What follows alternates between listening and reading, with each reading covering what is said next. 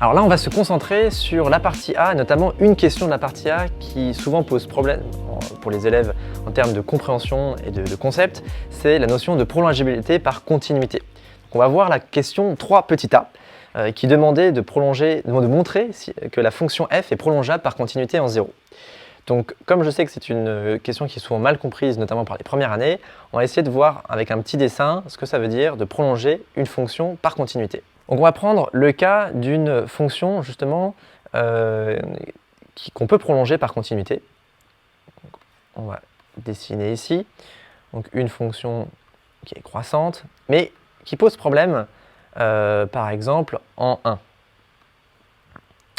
Et bien là, on ne sait pas si la fonction est continue à gauche en 1, et donc on va essayer d'étudier sa limite.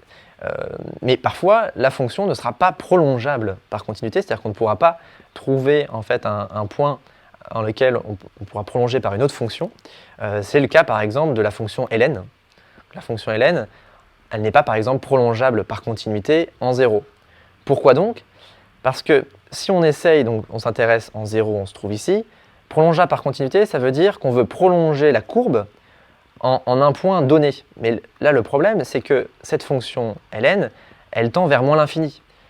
Donc en fait, on ne trouvera jamais un point en lequel on pourra en fait, dessiner un point tel que la courbe toucherait en fait, l'axe des ordonnées.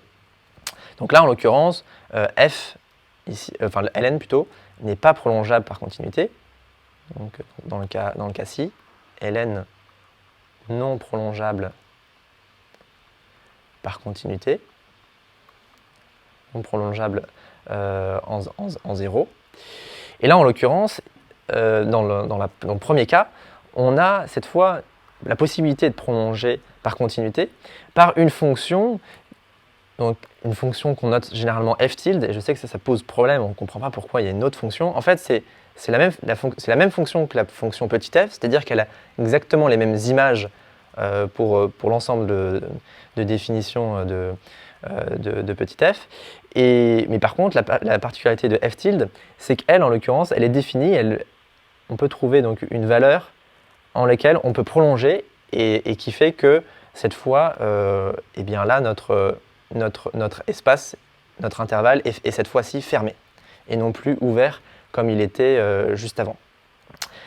Et donc là, généralement, on dit que la fonction petit f est prolongeable par continuité. Et pour faire cela, en fait, on va étudier la limite de f de x quand x tend vers 1, en l'occurrence dans cet exemple-là, lorsque x est supérieur à 1. Donc est prolongeable par continuité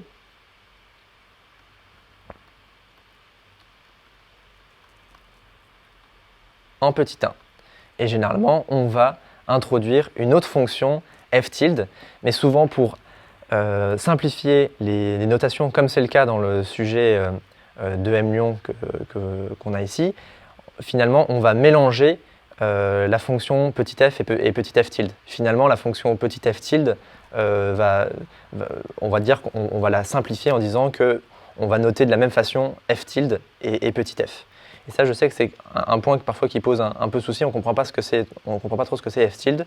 C'est vraiment plus pour être au niveau, pour être très rigoureux, mais ensuite, généralement, on peut mélanger entre guillemets les deux fonctions, et là c'est ce qui est fait. En fait, on note encore f, la fonction prolongée en 0. Et donc là, par exemple, on n'avait pas trop de soucis. On va revenir à notre exemple.